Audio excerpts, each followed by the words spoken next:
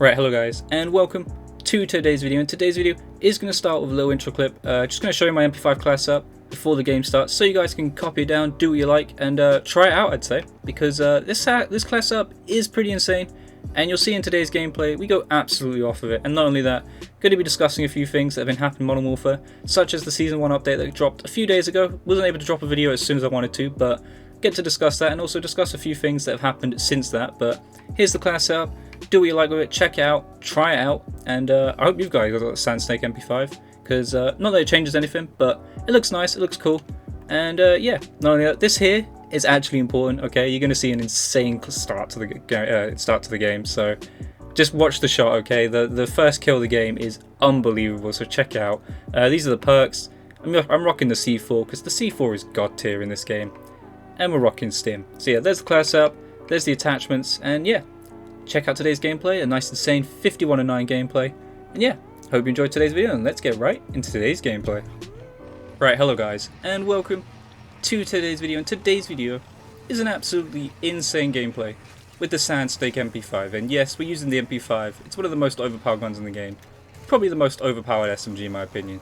But before we get to talking about the gun, and the gameplay, and things that have been happening in Modern Warfare, let's just check out this insane, and I mean insane start to the game. I'm going to go quiet for a few seconds and just watch what happens here. There you go, guys. What even was that?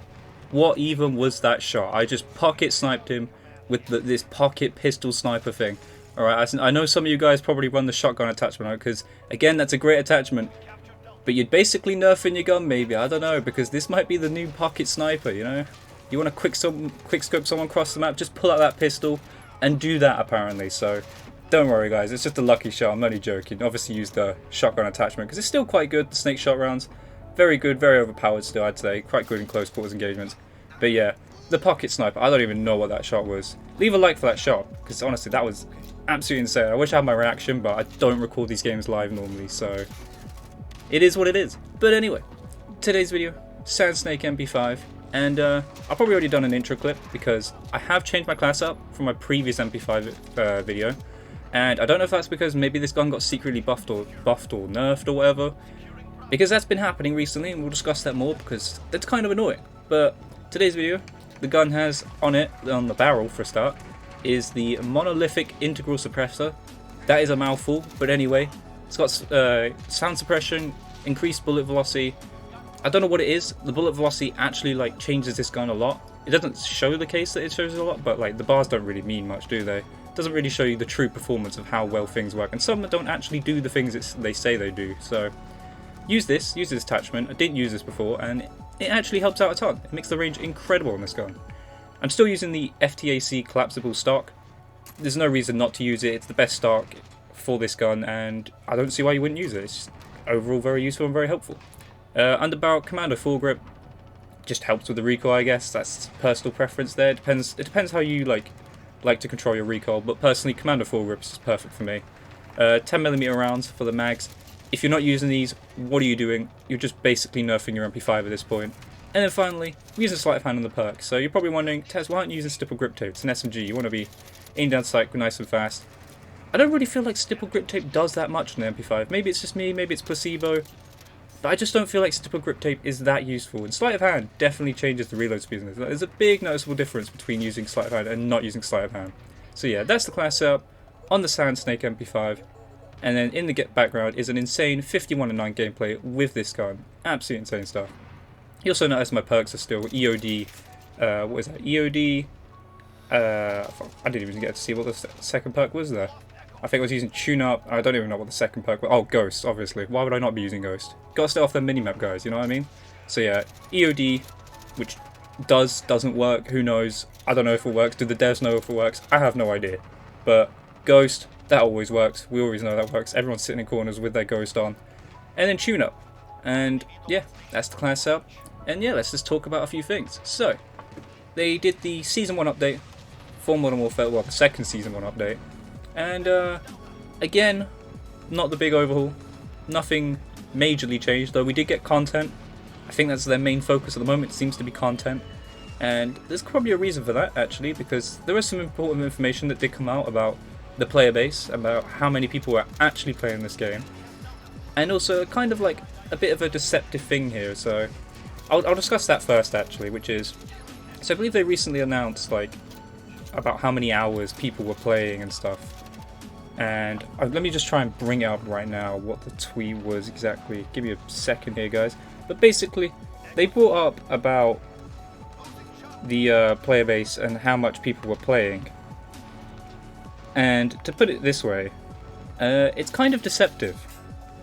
Because it's a big number and people are like, okay, nice big number.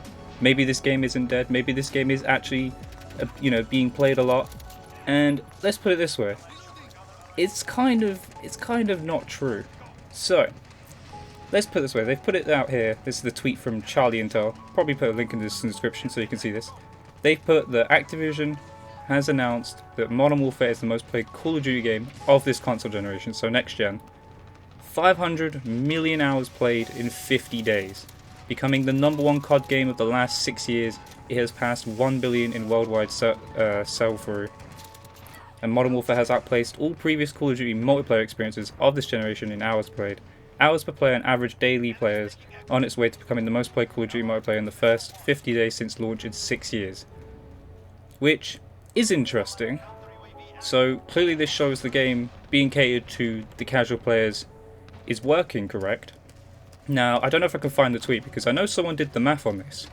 And they took the amount of players playing the game and who is playing that, and basically they did some math on this, and what this means is we can gather that the average player base daily or even like peak times and stuff is around 100,000 to 400,000. Now I wish I could find the tweet. If I could find the tweet, I'll put it in the link in the description for you guys to check out. He did the math on it. There's a lot of math to this, so I'm not going to be able to work it out right here and right now, but 100,000 between 100,000 and 400,000 players are active at one given time playing this game. Which isn't terrible, but I know for a fact, and I'm sure if you guys played in the Black Ops 2 days, you know for a fact that we were having a lot more players than that. Like, a lot more players. At least I could tell that from the 360, and this was before the whole cross-platform thing, so I don't know how many were on PlayStation, but I remember seeing numbers of 700,000, 800,000 on the 360, so whatever the numbers were on PlayStation only added to that further. We could have been honestly seeing like 1.2 million players playing at one given time for both consoles, and then who knows for PC. Not saying that PC was massive back then. It could have been, it might not have been, I don't know. I don't know what Black Ops 2 was like on the PC back in those days. But yeah, it was a pretty big game back in the day. So all this kind of proves, is this not the decline here? Like, COD still isn't back to where it was. Maybe that's because of games. Obviously, there's a lot of good competition nowadays. Casuals and that, or young kids, do like to play Fortnite, and Apex Legends has got a good run for its money sometimes. There are just plenty of good games in the market, and people do like to go to PC, and there's a lot of PC games that kind of stick out, like playing CS:GO or League of Legends, stuff like that. There's a lot of competition in the market nowadays. But it's not bad numbers, but the one thing I want to know is, why do we not get a player count? If they're so confident with this, why would we not get a player count? Why does this still need to be hidden? Surely they'd like to boast, since they want to boast how many hours people have played. We should get a live player count though. So I don't know how true and how factual this is. Again, it's Activision. You don't know what's the truth and what's the lie at this point. But it is what it is, so take it with a grain of salt what they said. And yeah, but let's talk about more things. So, obviously we had an update. No big overhaul. No skill-based matchmaking changes. Still waiting, still hoping. Though this information here probably suggests this won't change at all. Hopefully this doesn't impact the next game, which is, well, spoiler, probably Black Ops 5. But hey, it is what it is. I wouldn't be upset at this point, because to be honest, it'd be better than this game. Okay, that's just my opinion. It would be a lot better than this game. I'll say that confidently, because this game is built for casuals, and it just makes it that little bit less fun for us players who do play the game quite religiously. But yeah, so I wonder if it would impact Black Ops 5. Would they do like mini-map changes? Would they introduce the skill-based matchmaking? Will they just cater to the casuals as much as Modern Warfare has? And these are things that are quite scary. Like, they could massively impact Call of Duty for the worse, really. Obviously, like, it's good in the short term right now, since they've introduced new players to the game, I guess. But is in the long term, I'm sure people just get annoyed at facing, you know, people with the same skill over and over again, playing basically a rank play match in TDM or in kill confirm. Like, nobody wants.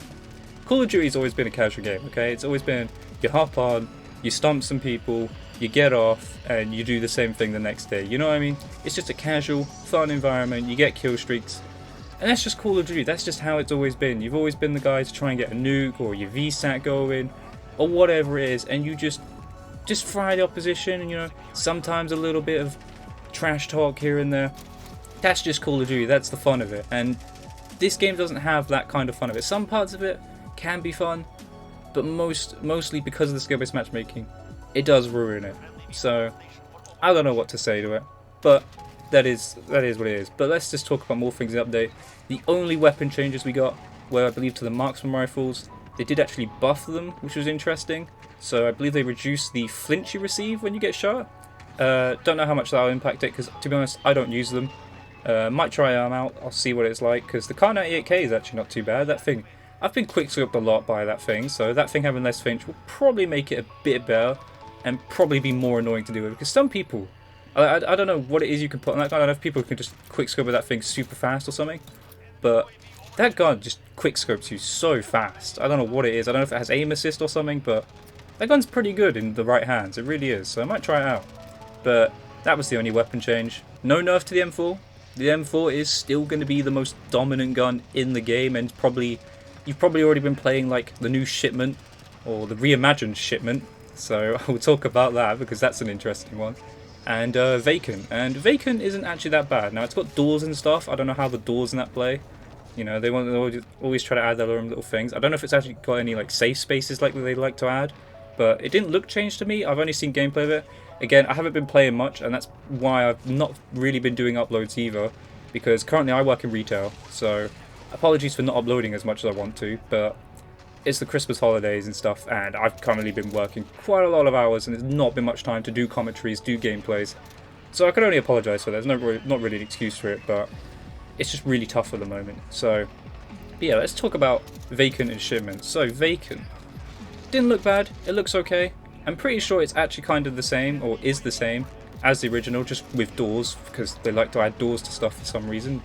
Doors are fun apparently, okay? But they did that, didn't look too bad, looks kind of the same, looks pretty decent.